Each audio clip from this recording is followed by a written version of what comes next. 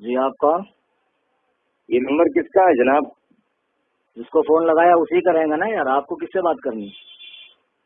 ہاں، میں نے انٹرنیٹ پر ایک کتاب پڑھا بنام حدیث کے دشمن، اچھا، اسی میں ملا تھا۔ کیا آپ صوفی مفتی محمد کلیم رضوی بول رہے ہیں؟ ہاں میں ہی بول رہا ہوں اور میری ہی کتاب ہے، بولیے کیا کام ہے؟ ہاں جی، میں عبداللہ مدنی ممبئی سے۔ اچھا، آپ سے مناظرہ کرنا ہے، کہاں ملیں گے آپ؟ مناظرہ کیجیے گا؟ جی فون پہ ذلیل ہونا ہے یا میرے گھر کا پتہ دے دوں؟ ہاں، پتہ بھی دے دیجیے اور جو میں سوال کر رہا ہوں اس کے جواب بھی دے دیجیے۔ اچھا، ساکن آقا کا نام سنا ہے ممبئی میں؟ ہاں جانتا ہوں میں۔ گھاٹ کے اوپر ویسٹ، کرلا ویسٹ، اندھیری ایسٹ میں پڑتا ہے۔ اچھا، ساکن آقے کے پاس ہے 90 فٹ روڈ۔ ہاں ہاں 90 فٹ روڈ پہ ڈسوزا بلڈنگ، اس کے پیچھے ہے LBS نگر، لال بہادر شاستری نگر۔ اچھا اس کے پاس ہے ویشالی میدان، وہیں فقیر کا غریب خانہ ہے، قصر ابو حنیفہ۔ ہاں اچھا جی، اور نمبر یہی ہے جس پہ آپ بات کر رہے ہیں مجھ سے، 9146 122 911۔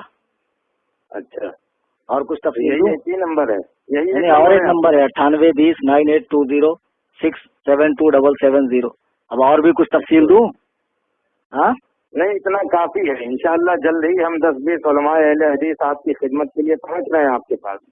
10-20 ہی کیوں پہنچ رہے یار؟ پورا نجد اور اٹھا کر لے آؤ نا، پورا جامعہ سلفیہ اٹھا کر لے کر آ جاؤ۔ یہ دھونس اس کو دینا اتنے ہی کافی ہیں جو تمہاری قابلیت جانتا نہیں ہو۔ نہیں، ہم اتنے ہی کافی ہیں آپ کے لیے۔ اچھا جی، اب کوئی کام کی بات ہے تو بولو ورنہ فون کاٹوں۔ نہیں ہے نا، یہ بتائیں یہ امام ابو حنیفہ نے کتنی کتابیں لکھی ہیں؟ اچھا، آپ نبی کو چھوڑ کے ان کی تقلید کرتے ہیں، انہیں امام اعظم کہتے ہیں، حالانکہ تحقیق یہ ہے کہ وہ 3 ہی حدیث سے زیادہ جانتے ہی نہیں تھے۔ ایسا ہے اب مولوی صاحب جی کہ امام ابو حنیفہ رحمہ اللہ نے جو کتابیں لکھی ہیں تو مشہور کتاب فقہ اکبر اور کتاب الآثار، اور اس کے علاوہ 15 کتابیں امام صاحب کی ہے، اور سب سے بڑا جو ان کی حیات کا کارنامہ ہے کہ انہوں نے علم فقہ کی تدوین کی، فقہ کو مدون کیا۔ اور ملا علی قاری رحمہ اللہ فرماتے ہیں کہ قرآن و حدیث سے امام اعظم ابو حنیفہ رحمہ اللہ نے 9 لاکھ مسائل حل کیے ہیں، اور اسی ان کے فقہ کی تدوین کی یہ برکتیں ہیں کہ لاکھوں کتابیں اب تک فقہ کی لکھی جا چکی ہے۔ ہدایہ، عالمگیری، در مختار وغیرہ، اور جس ہدایہ کا آپ لوگ رونا روتے ہیں نا، بڑے گندے مسائل اس نے بھرے ہیں اور بڑے تقریب اخلاق مسائل ہے، معاذ اللہ، وہ کتابیں آپ کے مدرسے میں بھی پڑھائی جاتی، اسی کو پڑھ کے تم بھی مولوی بنے ہو۔ نہیں، میں بتا رہا ہوں تم لوگ کتنے بڑے مکار ہو کہ تم چاہتے ہو کہ فقہ حنفی کو ملک سے نکال دیا جائے۔ پہلے اپنے مدرسے سے تو نکالو یار، اس کو پڑھے بغیر تو تم لوگ مولانا بھی نہیں بن سکتے ہو۔ اور دوسری بات، لوگوں نے جو 3 حدیث سے زیادہ نہ جانتا ہوں اسے آپ لوگوں نے اصغر بھی نہ بن سکا ہو، اور اسے آپ لوگوں نے امت کا امام اعظم بنا دیا۔ معاذ اللہ رب العالمین، ہم نے کیا بنایا؟ اللہ و رسول نے بنایا، پہلی بات یہ ہے، اور امام امت نے بنایا، امت کے بڑے بڑے فقہاء علماء نے بنایا جو صاحبان نظر تھے، سمجھے؟ اور دوسری بات، 3 حدیث کی جو بات تم کر رہے ہو نا، یہ تمہارا امام اعظم سے حسد ہے، ورنہ اب تک تو تمہارے مولوی بولتے تھے کہ 17 حدیث جانتے ہیں، اور اب تم کہہ رہے ہو کہ تحقیق یہ ہے کہ 3 حدیث جانتے تھے۔ کون جاہل تحقیق کیا بے؟ کس جاہل کی یہ تحقیق ہے کہ امام اعظم 3 حدیث جانتے تھے؟ تاریخ پڑھی ہے؟ سیرت کا مطالعہ کیا ان کی؟ ہمارا چھوڑو، علماء احناف کا علامہ حافظ ابن عبد البر مالکی رحمہ اللہ نے 10 جلدوں میں امام اعظم کی شان میں ایک کتاب لکھی ہے، مالکی مذہب سے تعلق رکھتے ہیں۔ اس میں وہ لکھتے ہیں کہ امام اعظم نے بوقت وفات، سن رہے ہیں مولوی صاحب؟ جی جی سن رہا ہوں، آپ بتائیں۔ بوقت وفات اپنے بیٹے کو بلا کر کہا، بیٹا مجھے 5 لاکھ حدیثیں یاد ہیں، اس میں سے میں تمہیں 5 حدیثوں کے ذریعے نصیحت کر رہا ہوں۔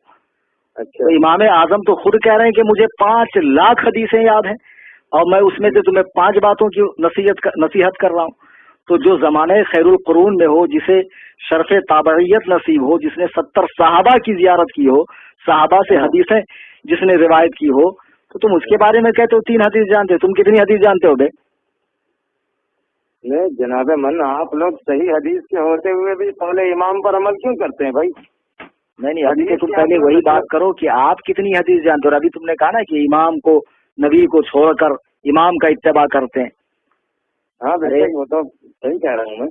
तुमने कुरान पढ़ा नहीं? अतीउल्लाह व अतीउर रसूल व उलिल अम्र मिनकुम, अल्लाह की इताअत करो, रसूल का हुक्म मानो, अम्र वालों का हुक्म मानो। तो अम्र वालों की तफसीर इब्ने अब्बास वगैरह की पढ़ी नहीं है आपने कि इससे उलमा और फुकहा मुराद है। तो अब अगर कोई उलमा और फुकहा की इताअत कर रहा है, कुरान और हदीस को समझने के लिए उनकी तशरीहात के एतबार कर रहा है, तो उसके बारे में ये कहना है कि उसने नबी को छोड़ दिया, खुदा को छोड़ दिया। अरे छोड़ता तो तब जब वो उनको कानून साज समझता, वो तो उनको शारह कानून समझ रहा है, शारह कानून समझ के उनका इत्तबा कर रहा है, तो इसमें नबी को छोड़ना कहाँ हुआ?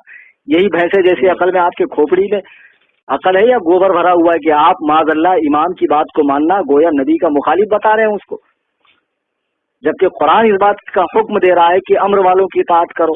और एक बात मैं आपको बताऊं कि आप लोग भी तो बार बार बुखारी मुस्लिम से हदीस लेते हो, बुखारी मुस्लिम का हवाला मांगते हो, तो हम भी तो कह सकते हैं कि आप माज़अल्लाह रब्बिल आलमीन बुखारी मुस्लिम से हदीस क्यों लेते हो? सहाबा तो नबी से हदीस लेते थे।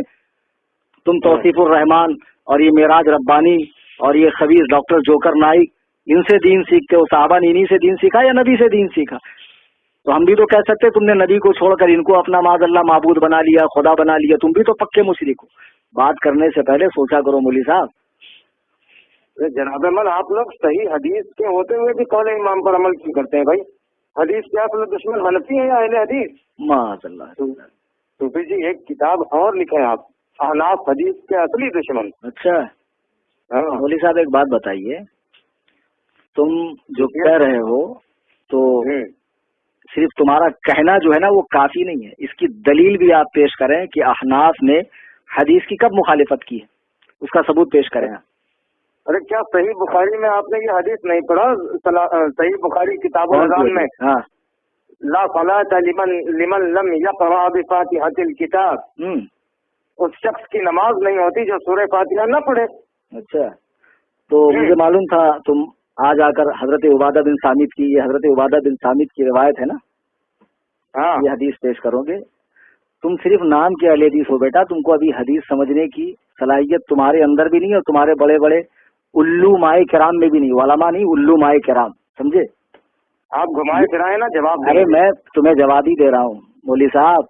ला सलात लिमन लम यक़रा बिफ़ातिहतिल किताब जो हदीस है, इमाम अहमद बिन हम्बल और हजरत सुफियान बिन उयैना फरमाते हैं कि ये हदीस अकेले नमाज पढ़ने वाले मुनफरिद और इमाम के लिए है, मुक्तदी के लिए इसका हुक्म नहीं है, मुक्तदी के लिए इसका हुक्म नहीं है।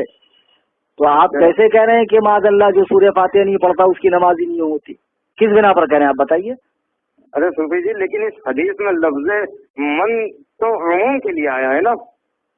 तो इसमें जो मन उमूम के लिए आया है, तो इस उमूम की सराहत अल्लाह ने की है या रसूल अल्लाह ने की है? और आप तो उस जमात से ताल्लुक रखते हैं कि जिस जमात में अगर हुजूर पाक सल्लल्लाहु अलैहि वसल्लम भी बगैर वही के कुछ कहें तो आपके उलमा कहते हैं मत मानो। तरीक़े मोहम्मदी किताब का नाम सुना है? मौलवी मोहम्मद मुनागड़ी की है, जिसमें उसने साफ लफ्जों में लिखा है कि हम अहले हदीस नबी की भी बात तब मानते जब वो वही के साथ बोलते हैं, बा वही बात जो होती है मुझको मानते हैं, बगैर वही की हम नबी की भी नहीं मानते। तो लफ्ज़े मन से जो उमूमियत आप साबित कर रहे हैं, तो ये उमूमियत की सराहत खुदा ने की है या रसूल ने? अरे कुछ तो अक्ल रख के बात करो यार, ये तुम्हारी चालाकी है। वरना मैंने सुफियान बिन उयैना का हवाला दिया, इमाम मोहम्मद का हवाला दिया, वो कहते हैं कि ये मुनफरिद और इमाम के लिए है। क्या हूँ कर रहे हैं? ठीक है भाई, यही हदीस समझते हैं आपके पास। चलो ठीक है भाई, आपके पास कौले इमाम के सिवा क्या दलील है कि सूरह फातिहा न पढ़ी जाए इमाम के पीछे? और तुम्हें कैसे इल्म हो गया कि कौले इमाम के अलावा कोई दलील ही नहीं है हमारे पास? यही तो तुम लोगों की हिमाकत है, यही सुना सुना के लोगों को गुमराह करते हो। अरे कौले इमाम की और हदीस की बात क्या करो? मैं आपको कुरान से हवाला दूं, कुरान पढ़ा नहीं है? सूरह आराफ आयत नंबर 204 रुकू नंबर 14 9वां पारा उठाकर देख लो। वइज़ा क़ुरिअल क़ुरान फस्तमिऊ लहू वअनसितू लअल्लकुम तुरहमून। जब कुरान पढ़ा जाए तो खामोश कान लगाकर सुनो ताकि तुम पर रहम किया जाए। कुरान में पढ़ा नहीं है आपने कि कुरान पढ़ते वक्त खामोश खड़े रहो? तो अब अगर ऐसी हदीस है जिसमें लिखा है कि इमाम के पीछे सूरह फातिहा पढ़ो, तो वो इस आयत के मुखालिफ है। तो जो हदीस आयत के मुखालिफ होगी या तो वो मनसूख होगी या मौजू होगी। ये उसूल मालूम नहीं है आपको? मालूम है। हाँ तो वाह बेटा अंधे मुकल्लिद, तुम तो खारिजियों से भी बदतर निकले यार माशाअल्लाह। ये सूरह आराफ की ये आयत जो है ये मक्का में नाजिल हुई। اور اس کا موقع نزول یہ ہے کہ جب نبی قرآن پڑھتے تھے تو کفار شور مچاتے تھے، تو کفار کو چپ کرانے کے لیے یہ آیت اتری، اور تم اسے نماز میں قرآن پڑھنے کا فٹ کیے جا رہے ہو۔ مولوی صاحب پتہ ہے آپ لوگوں کی؟ او مولوی صاحب، ہاں بولیں۔ یہاں بحث اس کے شان نزول سے نہیں ہے، اس کے اطلاق اور حکم سے ہے کہ اس کا اطلاق اور حکم کہاں ہو رہا ہے۔ آپ کو معلوم ہوگا کہ صحابہ پہلے حالت نماز میں بات کرتے تھے، پھر آیت کریمہ اتری وقوموا للہ قانتین، اپنے رب کے حضور خاموش کھڑے رہو۔ پھر صحابہ نے باہم مشورہ کیا کہ اب خاموش کھڑے رہنے سے تو بہتر یہ ہے کہ ہم لوگ قرآن ہی پڑھیں، چنانچہ قرآن پڑھنے کا رواج شروع ہوا۔ تو پھر یہ آیت کریمہ اتری وَإِذَا قُرِئَ الْقُرْآنُ فَاسْتَمِعُوا لَهُ وَأَنصِتُوا لَعَلَّكُمْ تُرْحَمُونَ، اپنے رب کے حضور خاموش کھڑے رہو، جب قرآن پڑھا جائے کان لگا کر سنو تاکہ تم پر رحم کیا جائے۔ اب تم کہتے ہو کہ یہ آیت کفار مکہ کے لیے اتری، یہی کہا نا جی آپ نے؟ ہاں میں نے یہی کہا۔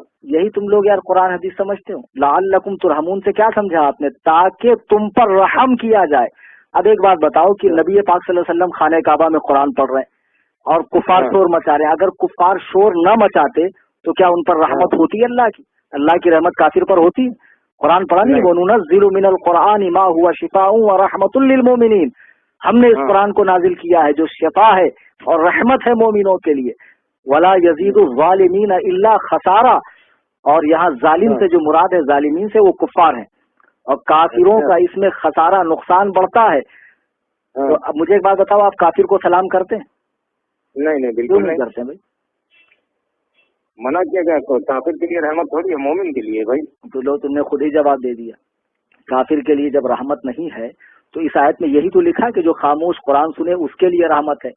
تو جب مسلمان خاموش قرآن سنے گا اس کے لیے رحمت ہے، کافر خاموش بھی رہے گا تب بھی اس کے لیے رحمت نہیں۔ اب تم خود ہی کہہ رہے ہو کہ سلام میں رحمت ہے اور کافروں کو نہیں بھیجا جاتا ہے، تو اس آیت میں بھی تو وہی ہے کہ جو خاموش مسلمان قرآن سنے اس پر رحمت ہوگی، سمجھے؟ اور دوسری بات نہیں، قرآن کی آیت ہے نا، تو اب آپ تفسیر مدارک اٹھا کر دیکھیں، وہ جمہور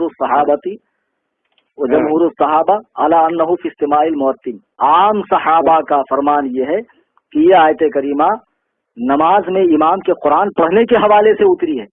اس آیت کریمہ کی تفسیر کرتے ہوئے صاحب مدارک لکھتے ہیں کہ جب امام قرآن پڑھتا مقتدی پیچھے پڑھتے تو اس موقع کے لیے آیت اتری۔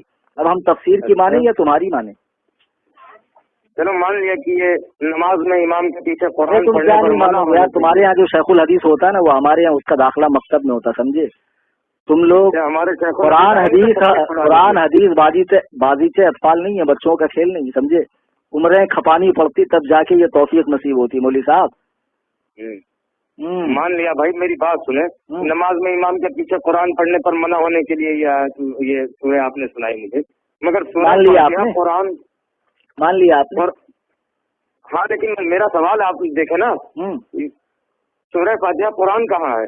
کیا صحیح بخاری کتاب کیا کہا سورہ فاتحہ قرآن نہیں ہے؟ ہاں سورہ فاتحہ قرآن نہیں ہے، کہاں ہے بھائی قرآن؟ معاذ اللہ، کیا ہے سورہ فاتحہ؟ حدیث ہے کیا؟ کیا صحیح کیا؟ ہاں بالکل حدیث ہے، میرے پاس ثبوت ہے اس کا۔ صحیح بخاری کتاب تفسیر میں آپ نے یہ حدیث نہیں پڑھی؟ یہ السبع المثانی والقرآن العظیم الذی اوتیت، یہی 7 آیتیں اور قرآن ہے جو مجھے عطا فرمائی گئی۔ اچھا سنو مولوی صاحب، ایسا ہے تم تو صرف بخاری کا نام جانتے ہو، الحمدللہ میں بخاری پڑھاتا ہوں، نہ جانے کتنے تم جیسے بخاری پڑھنے والوں کو اب تک میں نے فارغ کر دیا، سمجھے؟ اچھا ہاں، تو یہ جو حدیث آپ پڑھ رہے ہیں نا، یہ حدیث کا آخری حصہ، اور یہ سمجھنے میں بھی آپ کو غلطی ہو رہی۔ یہ کتاب التفسیر میں حضرت ابو سعید بن معلہ کی روایت ہے نا۔ اچھا یہی نا، وہ کہتے ہیں کہ ایک روز میں مسجد نبوی میں نماز پڑھ رہا تھا کہ رسول اللہ نے مجھے آواز دی تو میں بعد نماز حاضر ہوا تو حضور نے فرمایا کیا تو نے خدا کا حکم نہیں پڑھا کہ جب اللہ و رسول بلائیں تو فوراً حاضر ہو جا؟ یہی ہے نا؟ ہاں یہی ہے بھائی، یہی ہے۔ ہاں، اللہ و رسول بلائیں تو فوراً حاضر ہو جا۔ پھر اس کے بعد وہ فرماتے ہیں کہ جب میں حاضر ہوا تو حضور نے فرمایا تجھے ایسی صورت نہ بتاؤں جو قرآن کی تمام صورتوں کی سردار ہے، اس سے پہلے کہ تم مسجد سے نکلو۔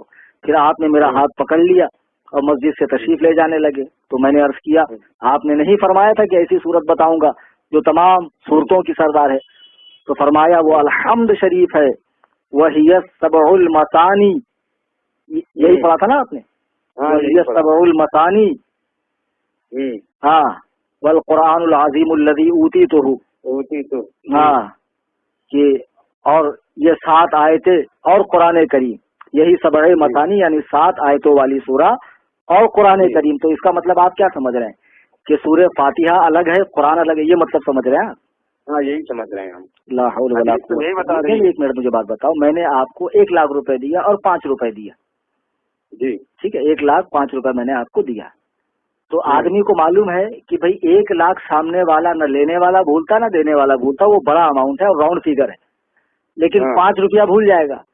تو آدمی کہتا میں نے آپ کو 1 لاکھ اور 5,000 دیا جی. تو 1 اور 5 کے بیچ میں اور کو لاتا ہے، چونکہ 5 اس کے دماغ میں اچھے سے بیٹھ جائے کہ 5 مت بھولنا. 1 تو تم نہیں بھولو گے لیکن 5 مت بھولنا. تو نبی فرماتے ہیں 113 صورتیں تو یقیناً قرآن کی ہے، یہ بھی قرآن کی، لیکن ان تمام صورتوں میں اس کا مقام یہ ہے کہ یہ ان صورتوں کی سردار ہے، ان صورتوں کی سردار ہے.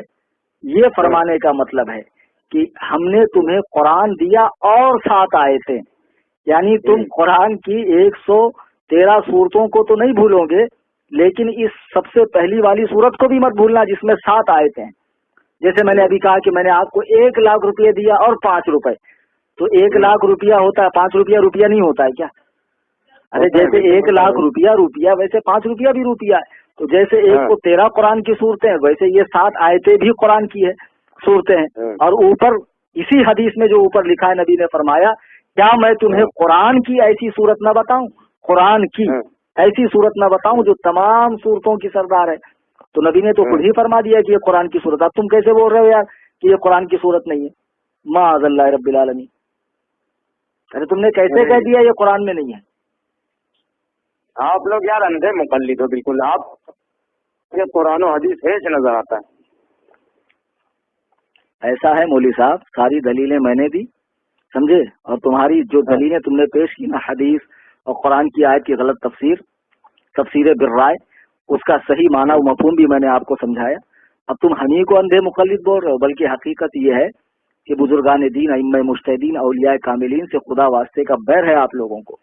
اور آپ وہ جماعت ہو جس کی پیشن گوئی اللہ کے نبی نے فرمائی دجالون کذابون یاتونکم من الاحادیث، جھوٹ بولنے والوں، فریب دینے والوں کی آخری زمانے میں ایک جماعت ہوگی جو حدیثیں گڑھیں گے، ایسی حدیث بما لم تسمعوا انتم ولا آباؤکم، جو تم نے اور تمہارے باپ داداؤں نے نہ سنی ہوگی. تو اسی جماعت کے فرد ہو تم، اور تم سے اس سے زیادہ کی امید بھی نہیں کی جا سکتی ہے. یعنی تم یہی کچھ کرو گے. آپ کو بتائیں آپ ہمیں کیا ثابت کرنا چاہتے ہیں؟ ہم تمہیں کیا ثابت کرنا چاہتے ہیں؟ اتنی دیر میں تم خود ہی ثابت ہو گئے کہ تم 1 نمبر کے چوتیم سرپریٹ دگریٹ ہو. تم خود ہی اتنی دیر کے گفتگو میں تم خود ہی پگلے اعظم عالم معلوم پڑ رہے ہو یار. ہم کیا ثابت کریں؟ دیکھتے ہم اپنے بڑے عالم کو لے کر آتے ہیں آپ کے پاس، پھر بتاتے ہیں آپ کو. تمہارے بڑے کو نہیں، اور جتنے سڑے ہیں سب کو لے آؤ. صرف بڑے نہیں، جتنے سڑے ہیں سب کو لے آؤ. Any time most welcome for ٹھکائی انشاءاللہ. قصر ابو حنیفہ. ہاں قصر ابو حنیفہ میں تمہاری ٹھکائی ہوگی بیٹا. ٹھیک ہے دیکھ لیتے ہیں. اللہ حافظ. رکھو بیوقوف.